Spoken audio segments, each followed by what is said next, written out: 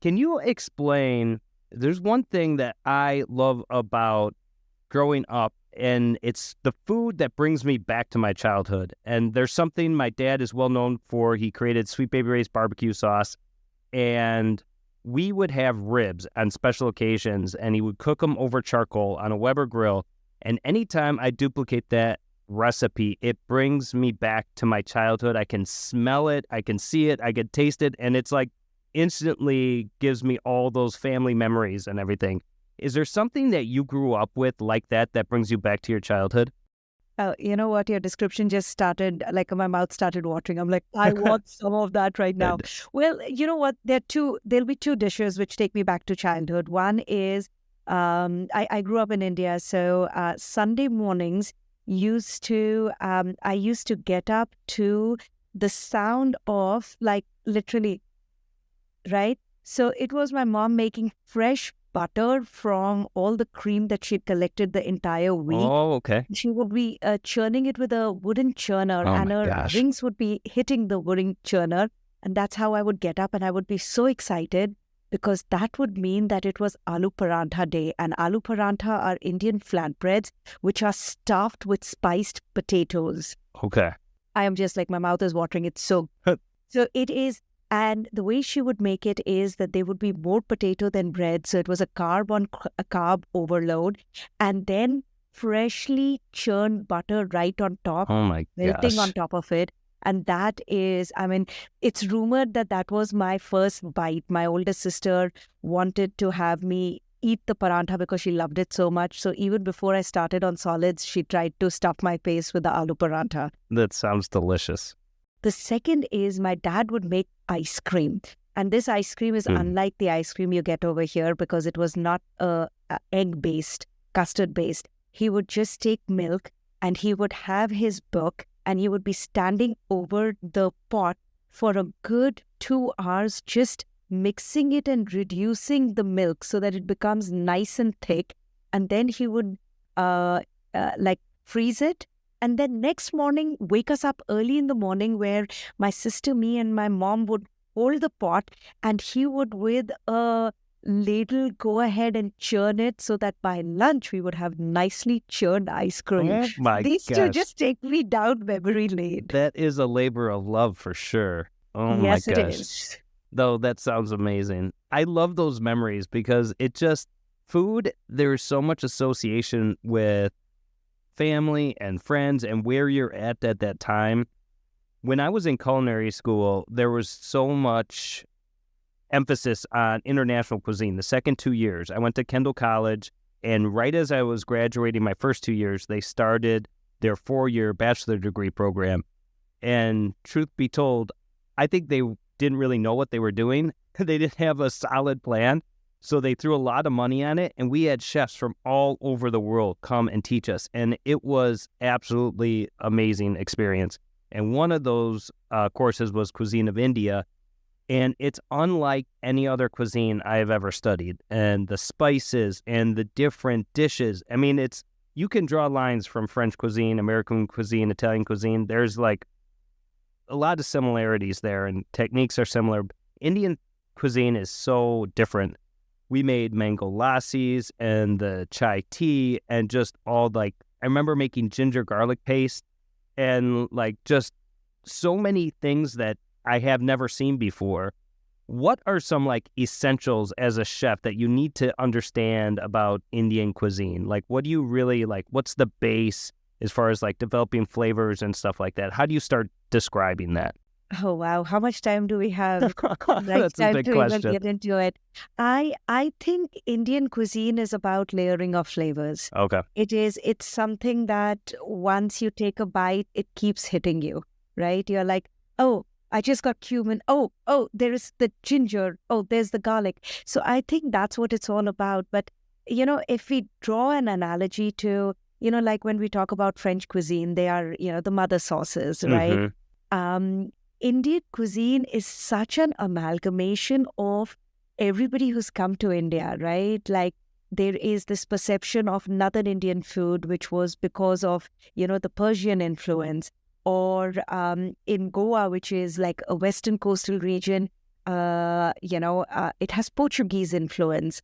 There is French influence in Pondicherry. There is Chinese influence in northern Eastern India. So there is a lot, but to me, I think it's just the layering of flavors. It is, even when you're you're cooking in layers. It's not just one step. It is, you start with the oil, right? Then you bloom the spices in it. Then you put the onions in it. Then, the famed ginger garlic gets into it. Then the tomatoes, then more spices, then whatever goes in, then build those flavors. Then you finish it with the tadka, which is like in French cuisine, there is au beurre when you finish everything with butter.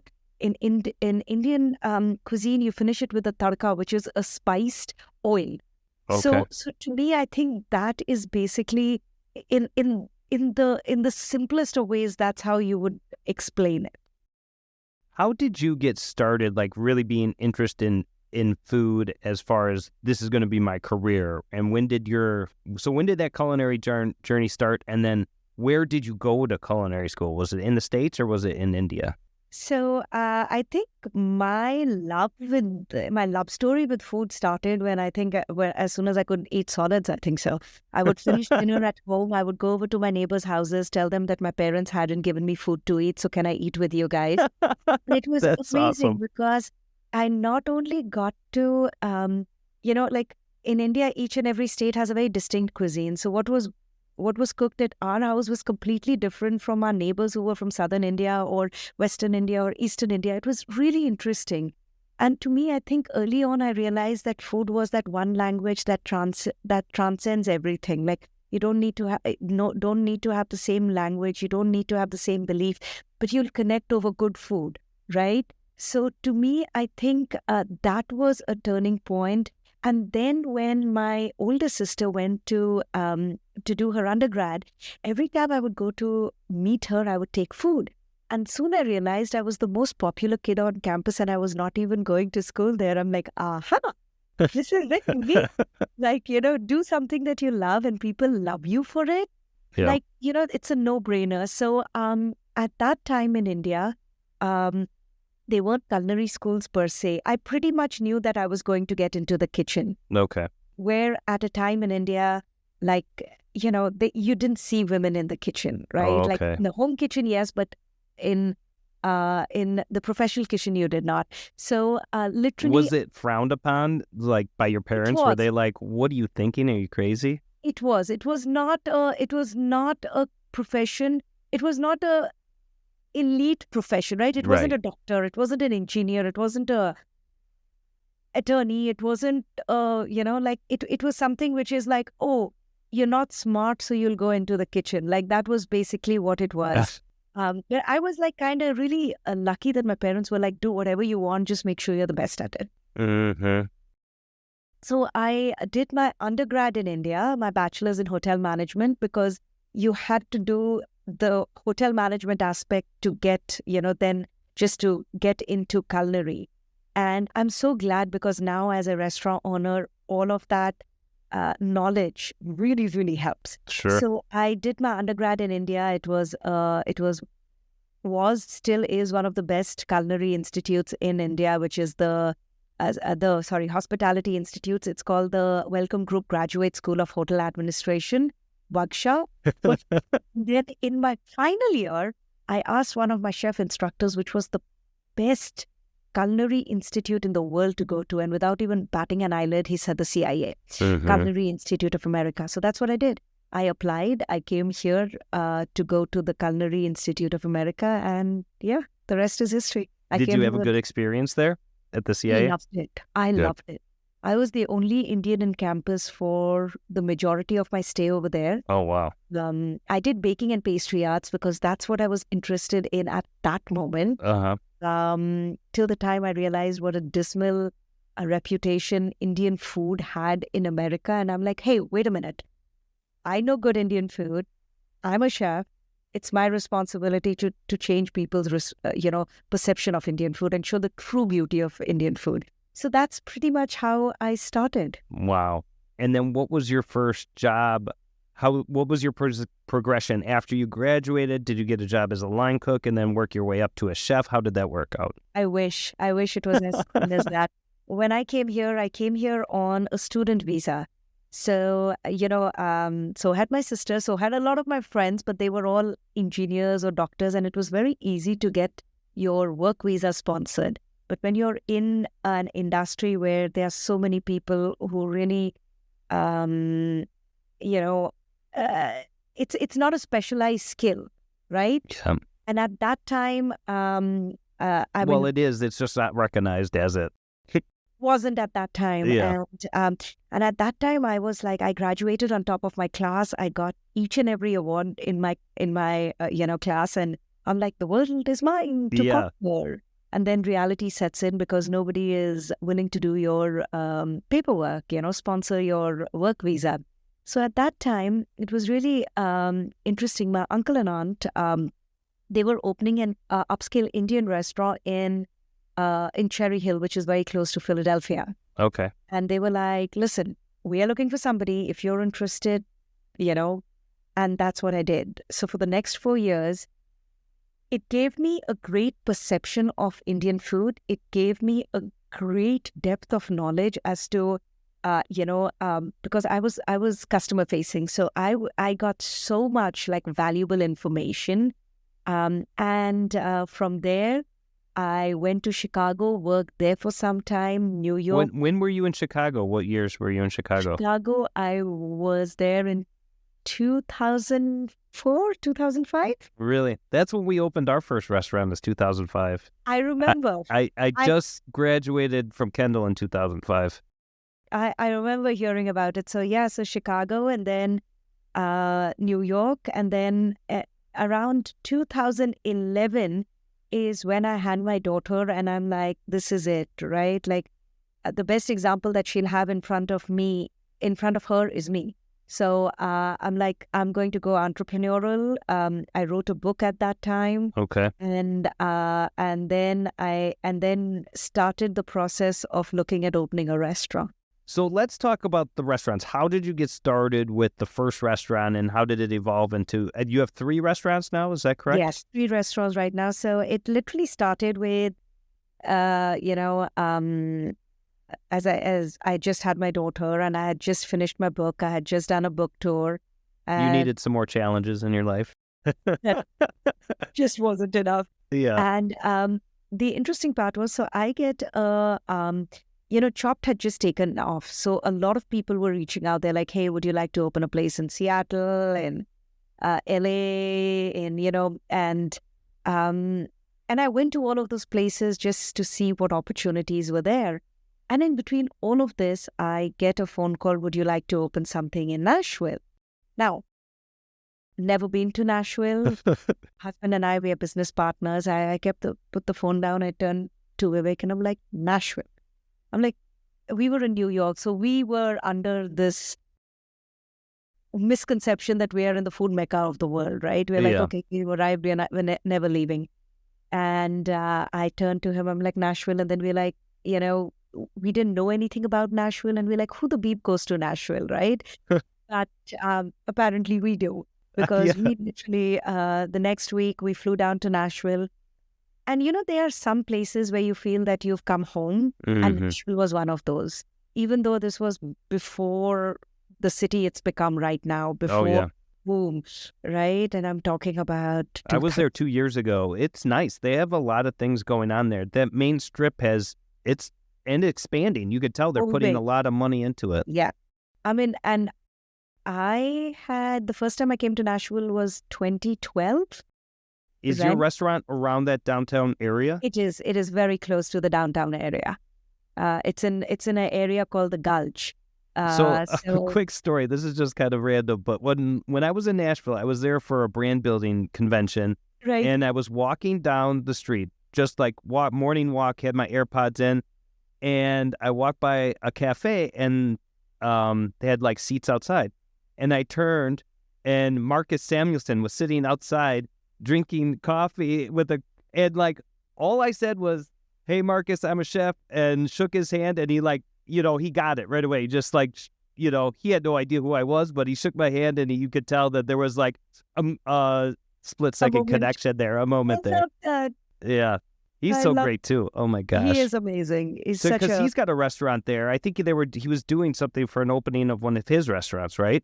Not yet. Not yet. Oh, okay. Not yet. Not yet. But yeah.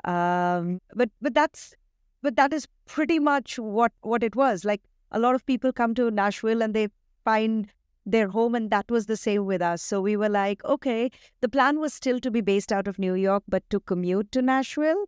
But it's the South. The short project, the 6-month project took around 2 years. And November 18th, 2014, we opened Chauhan Ale and Masala House. That's also the day that my son decided to be born 3 months early. Oh my gosh. I was the not there same at the day? opening of my own restaurant because in the morning, after a major surgery, apparently they don't let you out. And that's how we decided to move to Nashville. We were like, okay, if he's so adamant in being a Nashvilleian, who are we to stop it? And then we made the best of it.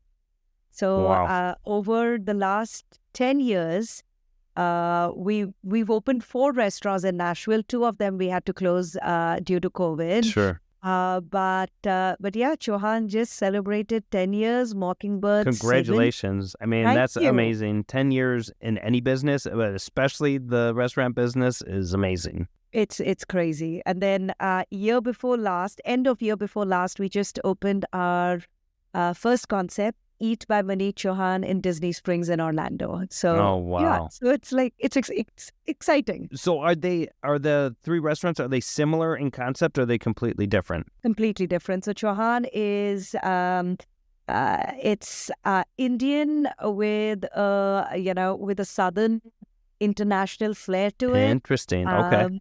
And then Mockingbird is more it's retro modern Americana.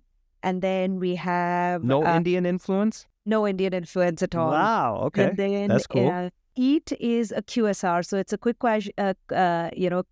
quick casual restaurant, and that is in Disney Springs. So fun things like chicken tikka pizza, because Nice. we know that the audience that we are serving to doesn't know much about Indian food, so we are slowly, one person at a time, converting them to Indian food. So what's next for you, Maneet? Do you have any other big plans or with restaurants or anything else? What is your focus now? I think at the present moment, it's so interesting that it is 2005. It is 5 years after COVID, but I think it's us in the restaurant industry. We definitely are, the trickle effect has definitely been there. So I think our big thing right now is to make sure that whatever we have is nourished. And Yeah. that is growing. So with our, Disney Springs, which is so exciting to be invited, like it's huge, right? Yeah, Like, it's to be amazing. invited in such mainstream, to have a cuisine which has been underrepresented for a very long time, to have that kind of representation. I definitely am continuing to do a lot of TV. There is something, interesting. Which will be coming up, and yeah, just I'm doing a lot of festivals, which I am loving to do. I get to meet a lot of people, demos, go to really fun places, right? Yeah. Like this year we did Bahamas. Like Saturday, I'm getting on a cruise. Then I come back and go to Puerto Rico, then Pebble Beach. So what I love about these festivals is that I get to meet like-minded chefs. Now they've become friends. We are Yeah. oh hi, we did this incredible brunch with they were called, it was the Queens of the Kitchen, women chefs who have proven themselves in the industry. So it's so those are the things that I'm doing. I'm enjoying those individual events. I'm enjoying those interactions, and then always open for new ideas and new opportunities, because opportunities come from the most unlikely places at the most unlikely times. Absolutely. And that's where, me saying yes has really worked in my favor. That's why I'm going to continue saying yes. Yes. Well, Even though there's a part of me which is like, no, Maneet. I'm like, no, yes. I would love to offline communicate with you about some barbecue options that have some Indian influence in it, because I would love that. I love Absolutely. pairing traditionally smoked meats with different international flavor profiles, and there's so much going on with the richness of the meat that you could pair with all the bold flavors of India. So for one sure. of my favorite things that we serve on the menu, on and off on the menu, is I do a garam masala smoked tamarind barbecue ribs. Really? So yeah, so we That should sounds amazing. definitely talk You make about like a tamarind glaze or something? make a tamarind glaze. Yes. Oh my goodness. Yep. All right. Well, we should talk. I'll I would love that. send That you a would be message. We're amazing. opening a brand new restaurant next year, and it's going to be mostly American style barbecue, but I'm going to work in some specials. And like I said, influence from my last couple years of culinary school is like international cuisine. There's just so much abundance of different I love flavors it. and different I mean, ideas. And like seriously, imagine Korean style, like like a good bulgogi or Oh, yeah. like, oh, it's amazing. And you can all pair that with this traditional American style, smoked meats. I mean, it's amazing. I love it. I actually maybe when we get offline, I'll tell you what I've just done. But yeah, it's I'll get into trouble if I say anything. Okay. Yes, we can talk offline.